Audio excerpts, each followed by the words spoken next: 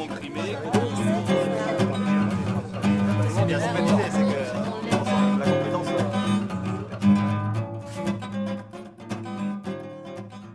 Ceux qui nous dirigent ont, depuis longtemps, assez vite, après la Révolution française, dès le début du 19e, ont mis le mot à l'envers.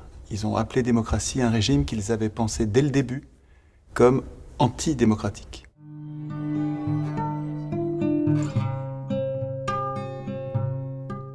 C'est-à-dire que dès le début, ils voulaient un régime des possédants, des riches. D'ailleurs, au début, le suffrage était censitaire. Seuls les riches qui payaient un impôt pouvaient voter. Et il était pensé comme le régime des riches dès le début. Donc pas du tout, donc absolument le contraire de la démocratie. Et ils se sont appelés démocrates. Assez vite, ils ont compris la puissance que leur donnait l'étiquette démocratique. Et bon, après ça, ils ont renforcé dans l'esprit des gens en passant par l'école.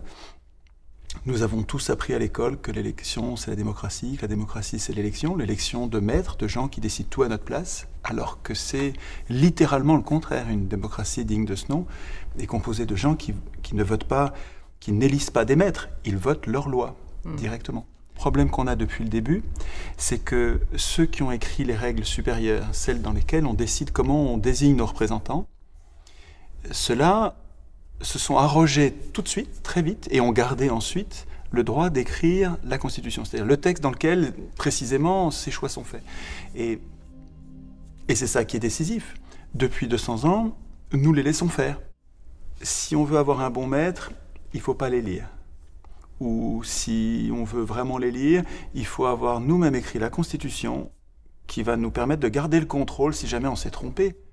Une constitution, c'est un texte qui sert à limiter les pouvoirs. C'est un texte que, si tout se passait bien, c'est une idée géniale, la constitution. C'est une idée qui nous permet, à nous, en tant qu'une bande d'humains désorganisés, nous commençons à faire peuple quand nous voulons vivre ensemble.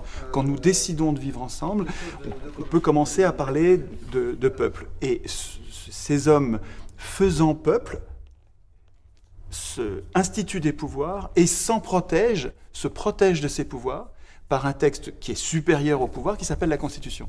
Écrire une Constitution qui nous protège, c'est pas compliqué non plus. Bon, il va falloir réfléchir quelques jours, quelques semaines, il va falloir réfléchir. Mais c'est pas du tout hors de portée de...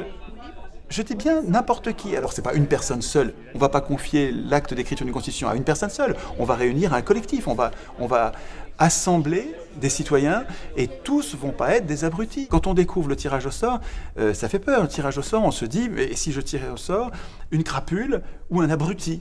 L'expérience des assemblées tirées au sort montre que quand on fait confiance à quelqu'un, il se transforme en bien.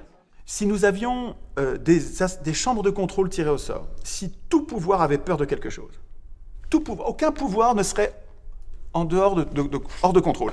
Si tout pouvoir avait peur d'un autre pouvoir, et si ces pouvoirs de contrôle étaient tirés au sort parmi nous, avec des mandats courts, non renouvelables, avec une grosse rotation des charges. Quand tu parles des mandats courts, non renouvelables, c'est-à-dire qu'une fois qu'on a été tiré au sort, on ne le saura plus jamais. Voilà, Est-ce qu'on a le droit de refuser quand on est tiré au sort? Parce que ça peut faire très peur quand même, quand on se sent soi-même un citoyen lambda, de se dire, dans un modèle de démocratie idéale, je serais susceptible, moi, d'être tiré au sort, c'est-à-dire tout à coup d'avoir une responsabilité colossale sur la marche des institutions.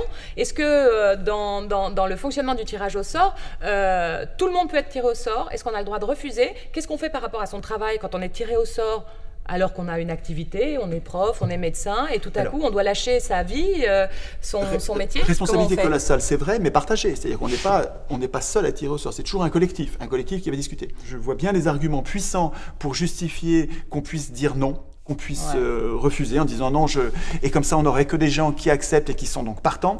Ouais. Mais il y a d'autres arguments très forts pour dire il faut que ce soit obligatoire, parce que si tu les laisses refuser, tu vas avoir que les gens qui veulent le pouvoir. Oui, tu vas avoir, d'accord. et alors que cette peur, qui est une peur de l'inconnu, n'est pas fondée en fait. Les faits montrent que les gens qui se croient incapables sont tout à fait capables, ils vont se transformer. Donc ça devient une espèce de service citoyen obligatoire. Oui, si t'es tiré absolument. au sort. Comme pour les assises. Aux assises, si tu es tiré au sort, tu peux pas refuser. Et t'es rémunéré, parce que comment tu fais Mais par bien rapport sûr. à ton Alors, travail? T'es autre- rémunéré quand t'es tiré au sort. Autre serpent de mer essentiel qui s'appelle le statut de l'élu. Si on veut que n'importe qui puisse être élu, il faut qu'il y ait un statut de l'élu, c'est-à-dire une protection, une garantie de retour à l'emploi, une paye, un dédommagement de l'entreprise qui est dépossédée, qui perd son travailleur, et un fort dédommagement, un dédommagement qui est pas se foutre du monde, qui est vraiment on dédommage l'entreprise pour qu'elle n'y perde pas. C'est même presque une opportunité. Ce statut de l'élu qui permettrait à n'importe qui d'être élu, pourquoi il n'a jamais été institué ? Mais c'est parce que les élus n'ont pas envie d'écrire le statut de l'élu. Les élus, ils sont entre eux, ils sont déjà bien organisés. Si vous prévoyez un vrai statut de l'élu, il va y avoir plein de concurrents, des gens qui vont venir leur faire concurrence à eux. Donc une fois de plus, c'est jamais les élus qui vont écrire le statut de l'élu. Pour faire advenir un tel changement, il faut passer par une phase insurrectionnelle, par une phase révolutionnaire. Il faut mettre absolument par terre tout le système politique tel qu'il existe et tel qu'il est ardemment soutenu, défendu par les politiciens qui sont à la manœuvre aujourd'hui. Insurrection. Oui, si on le faisait aujourd'hui, il faudrait que ce soit violent. Mais là, ce que j'essaye de préparer, c'est un truc beaucoup plus doux, je crois, à mon avis, plus malin. Si nous passons le mot entre nous, sans avoir besoin des médias, sans avoir besoin, sauf nos médias, mais sans avoir besoin des médias, disons, mainstream, sans avoir besoin des parlementaires, donc, ni des journalistes, ni des journaux, ni des puissants du moment. Entre nous, à la base, nous passons le mot. La prochaine fois qu'on écrit une constitution, on l'écrit nous-mêmes. C'est pas les professionnels qui vont l'écrire.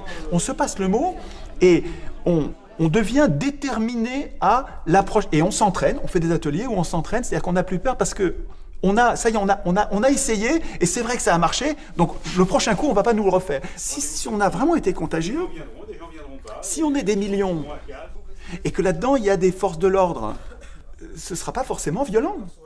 Si on a vraiment été contagieux, ce que je vois, c'est de l'enthousiasme débordant. Les gens découvrent une façon de prendre les problèmes épatante. C'est vrai qu'on changerait tout comme ça, et que c'est pas si compliqué. Ce qui compte, c'est que nous soyons entraînés à...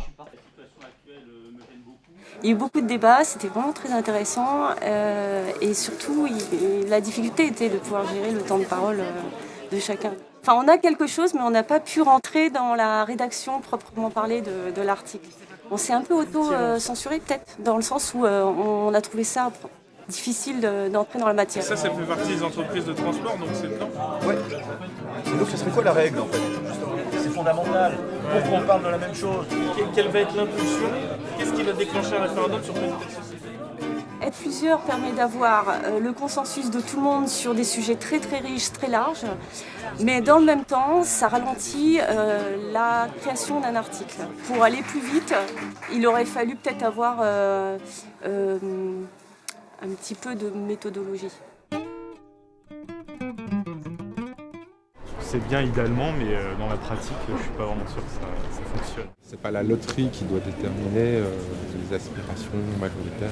Ce qu'il faut, c'est qu'il y ait des gens, ceux qui sont en train d'écrire, le fassent sous le regard des autres, ne soient pas en conflit d'intérêts, n'aient pas un intérêt personnel contraire à l'intérêt général, et puis ça suffira à ce que les règles qu'ils écrivent soient de bien meilleures pour l'intérêt général, avec de bien meilleurs contre-pouvoirs qu'aujourd'hui. Et il y a un dernier truc aussi dans les principes fondateurs d'une bonne constitution. On n'a pas eu le temps de les faire tous, mais le référendum d'initiative citoyenne, c'est hyper important. Alors, c'est hyper important dans un régime dans lequel nous élisons des maîtres. Si, quand nous réunissions en assemblée constituante, nous commençons à écrire les règles et nous décidons que toutes les lois, on n'a vraiment pas envie de les écrire. On n'a pas envie d'écrire toutes ces lois. Le système des élections où il y a des spécialistes, finalement, ça nous va pas mal. Juste, on voudrait mieux les contrôler. Mais les contrôler à tout moment, pas seulement tous les 5 ans. On voudrait, dès qu'on n'est pas content, il faudrait qu'on puisse les virer. Donc il faudrait qu'il y ait un référendum révocatoire à tout moment de notre propre initiative. Et ce ne serait pas le chaos permanent, ça? Mais pas du tout, ça existe. Il y a des tas de pays où ça existe.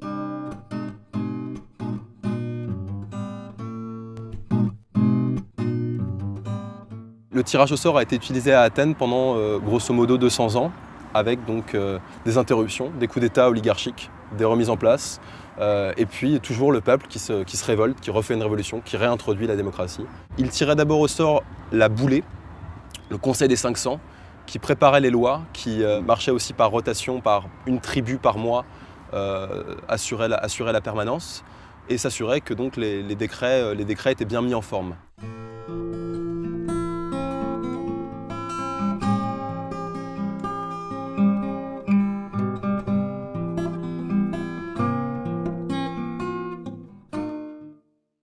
Le tirage au sort des représentants fabrique mécaniquement des gens qui ne se considèrent pas comme des maîtres, parce qu'ils ont été tirés au sort, et pas parce qu'ils ont été choisis comme les meilleurs, mais parce qu'ils ont simplement été choisis par le sort. Ils ne se considèrent pas eux-mêmes comme des maîtres, et ça fabrique des représentants serviteurs. Alors que l'élection, au contraire, par construction, parce qu'elle consiste à, par notre volonté, choisir les meilleurs, elle fabrique intellectuellement, psychiquement, elle fabrique des maîtres, des gens qui se prennent pour les meilleurs et qui se comportent comme les meilleurs et qui sont vus par les meilleurs, par les électeurs. L'élection, elle est aristocratique, mais aristocratique oligarchique, c'est-à-dire que Aristote expliquait que toute aristocratie ne le reste pas longtemps et devient oligarchique.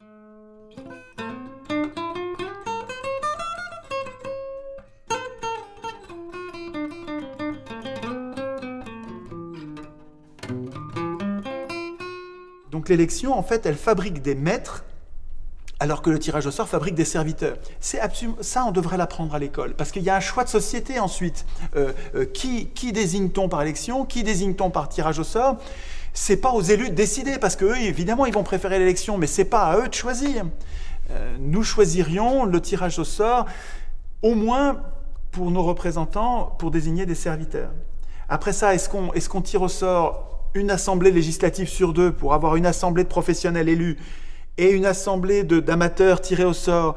Et pour voter une loi, il faudrait l'accord des deux, c'est-à-dire qu'il faudrait à la fois les meilleurs et à la fois n'importe qui, parce que ça nous représente, parce qu'ils nous connaissent, parce qu'ils sont nous regroupés, ils sont une mini-société, un mini-corps social, et il faudrait ces deux assemblées pour voter une loi.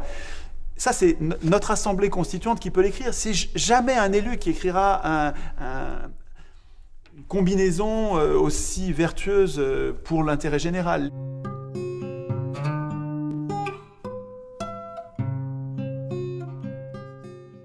Pour moi, l'antisémitisme, c'est une saloperie. Pour moi, les racismes et les systèmes de bouc émissaire qui consistent à reporter sur l'étranger ou sur l'autre nos misères sont des catastrophes absolues qui nous conduisent à des massacres. Donc l'islamophobie, mais pas seulement l'islamophobie, toutes les phobies, à chaque fois que tu fais une généralité sur une population maudite, une population que tu rends bouc émissaire, c'est une catastrophe et c'est des fausses solutions à tous les coups.